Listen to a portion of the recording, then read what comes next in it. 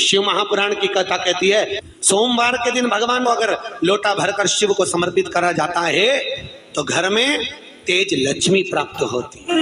पूरी दुनिया में केवल एक बेलपत्र का वृक्ष कैसा होता है जिस वृक्ष के नीचे माता लक्ष्मी शाम के समय पर बुआरी लगाने के लिए जाती है, झाड़ू लगाने के लिए। बेलपत्री के पेड़, बेलपत्र का वृक्ष जिसके यहाँ लक्ष्मी नहीं दिखती हो, पैसा घर में नहीं आता हो, बहुत चिंता लगी रहती हो, लक्ष्मी से जुड़ी हुई, व्यापार से जुड़ी हुई, पैसा आ ही नहीं गया, बहुत मेहनत कर रहे हो। सोमवार की सोमवार 5 सोमवार बेलपत्री के पेड़ के नीचे एक घी का दिया लगाना चालू कर दीजिए। शाम के समय थोड़ी सी मिट्टी बेलपत्री के पेड़ के नीचे की उठा कर लिया, घर के अंदर लाकर इतनी सी मिट्टी लाकर पटक दीजिए। 5 सोमवार का देखो, छठे सोमवार करने की जरूरत नहीं पड़ेगी, व्यापार चालू हो जाएगा। लक्ष्मी शाम के समय पर प्रतिदिन बेलपत्र के पेड़ के नीचे बुआरी लगाना। अगर तेरे घर में लक्ष्मी नहीं आ रही हो तो कमल गट्टे को पानी में डाल शिव जी को चढ़ा कर। कमल का फूल बाजार में मिल रहा हो, जब तक कमल का पुष्प बाजार में मिले तब तक एक कमल का पुष्प सोमवार की सोमवार शंकर को चढ़ाना चालू कर दे। सोमवार को नहीं चढ़ाए तो प्रदोष को चढ़ा, और शंकर की भक्ति कर। और कमल का फूल ना मिले तो कमल गट्टा पानी में डाल, उस पानी को शंकर पर चढ़ा और चढ़ा एक, क्योंकि शिव की चरणों में रहने के लिए माता ख्याति ने लक्ष्मी देना चाहिए और लक्ष्मी जी को भगवान शंकर ने नारायण को दे दिया। अगर वही कमल के पुष्प पर लक्ष्मी का निवास होता है, इसलिए दीपावली पर कमल का फूल शिव जी को भगवान माता लक्ष्मी को समर्पित होता है। कमल का पुष्प मेरे भगवान विष्णु ने शंकर भगवान को सावन के महीने में 108 दिए थे। वो पुष्प का फल इतना मिला कि भगवान विष्णु को सुदर्शन चक्र मिल गया था। सुदर्शन चक्र किसका था? भगवान शंकर का। वो चक्र भगवान विष्णु को दिया। ले लो, तुमने कमल के फूल चढ़ाए 108, ये कमल का पुष्प चढ़ाने का फल है कि अपना सुदर्शन चक्र तुमको देता हूँ, दुष्टों का संहार करना ये आपको देता हूँ। भगवान विष्णु सुदर्शन चक्रधारी हो गए। केवल कमल का पुष्प चढ़ने से भगवान नारायण को लक्ष्मी प्राप्त हो जाती है, इसलिए लक्ष्मी जी की प्रियता कमल का पुष्प है। वो कमल के पुष्प का जल, कमल का जल या कमल गट्टे का जल शंकर पर आप प्रदोष की प्रदोष, सोमवार की सोमवार नहीं आ रही ना लक्ष्मी, ऐसा नहीं आ रहा। अब आपने सब दूर माथा टेक लिया, चढ़ाना चालू करो। एक कमल गट्टा पानी में डालो, उस पानी को शिव जी को चढ़ाओ, चढ़ाइए। मिल जाए कमल का फूल, जब तक मिल रहा है कमल का पुष्प मिले, मंगवा लिया, चढ़ा दिया। सोमवार की सोमवार तो चढ़ाओ, शिव की आराधना करो, शंकर की भक्ति करो और एक गणती से करो। क्या बोलिए? वटकेश्वर। एक बात याद रखो, कोई बच्चे पढ़ाई कर रहे हो और उनका चित्त, उनकी वृत्ति, उनका मन पढ़ने में नहीं लग रहा, गलत जगह पर बच्चों का चित्त जा रहा हो, कोई व्यसन में, कोई घूमने में फिरने में, दोस्त यारों में, तो बड़ के पेड़ के नीचे, बड़ के पत्ते के ऊपर शंकर भगवान के शिवलिंग का निर्माण करें, बालू रेत का शिवलिंग, उसकी पूजन करें। और पूजन करने के बाद उसी बड़ के पत्ते पर रखे हुए शंकर भगवान को पूजन आदि करने के बाद नदी में विसर्जन कर दें। उस बड़ के पत्ते को लेकर आ जाए, जहां पर बालक सोता हो, जो गलत संगत में पड़ रहा हो, जो गलत जगह जा रहा हो या चिड़चिड़ प्रवृत्ति में हो, उसके पलंग के सिराने में उस पत्ते को 1 महीने के लिए रख दीजिए। बच्चा गलत संगत से छूट जाएगा, उसकी चित्त वृत्ति वापस भक्ति होने में लग जाएगी। वटकेश्वर महादेव का इतना प्रमाण हमारे शास्त्र वर्णन करते हैं। वटकेश्वर,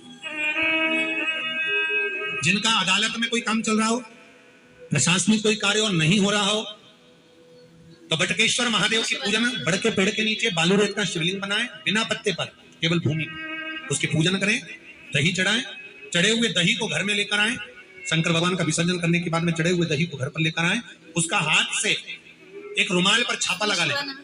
अदालत में जब भी आप जाएं, प्रशासनिक कार्य के लिए कभी भी जाएं, उस रुमाल को जेब में रखकर लेकर जाएं, आपका कार्य सफल होगा। वटकेश्वर महादेव का इतना, वटकेश्वर महादेव का पूजन अर्चना स्मरण जीव को सुख प्रदान, भगवान शंकर को आनंद की अनुभूति करें। भगवान चावल का एक आखा दाना, आखा दाना जानते हो? पूरा खंडित चावल नहीं। कितना चावल? एक दाना चावल शंकर भगवान के शिवलिंग पर समर्पित करिए। एक बेलपत्र जिसका डंडी का मुख अपनी ओर हो, जहां से चावल चढ़ाया है, उस चावल के ऊपर अपनी कामना कर रख दीजिए और चंद्रमौली भगवान का स्मरण करिए। कौन से भगवान? शंकर भगवान का सर्वश्रेष्ठ सुंदर नाम है चंद्रमौली।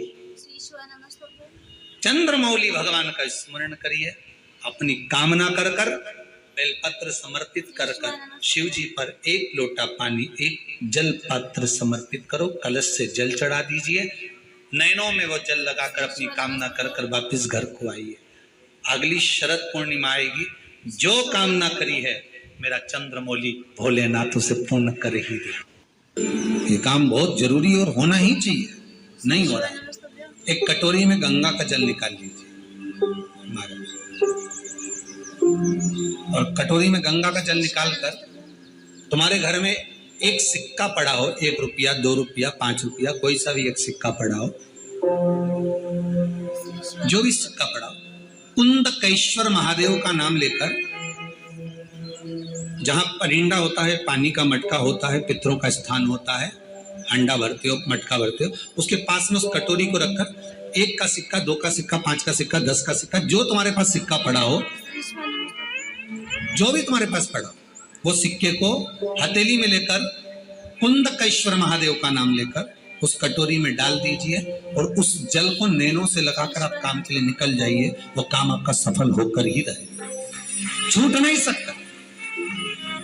गंगा के जल में वो बल होता है, और आप जो सिक्का डाल रहे हो वो ये समझ कर डालें कि कुंदकेश्वर महादेव को मैं गंगा में स्नान करने के लिए। हमारे यहाँ पहले हमने भी देखा, आपने भी देखा होगा, किसी जब बारिश नहीं होती है या कोई काम अटक जाता है, जब बारिश, तो क्या करते थे पहले के जमाने में कि मंदिर को पेच कर दे, उसमें पानी भर दे शंकर जी को। आपने कई जगह देखा होगा, उसमें शिव जी को डुबा, तो किसके लिए डुबाते थे? कुंदकेश्वर महादेव के। ये नियम है कुंदकेश्वर महादेव का। पर आज के जमाने में तो चंपेश्वर महादेव है तो उनको भी डुबा दे, गुप्तेश्वर महादेव है तो उनको भी डुबा दे।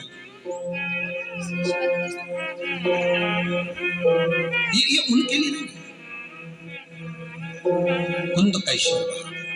इनका नाम है, जम के बोलिए, कुंदकेश्वर महादेव। ये कुंदकेश्वर महादेव उस कटोरी में, उस बाटकी में सिक्के को, और फिर जब आपका काम हो जाए, आप जिससे मिलने गए हो, जिससे काम की बात करने गए और काम हो गया, तो वो जल ले जाकर सिक्के के साथ, सिक्का तो डालो मंदिर में, कहीं दान पेटी आदि में, और वो जल भगवान कुंदकेश्वर के नाम से शिव जी को समर्पित कर दो।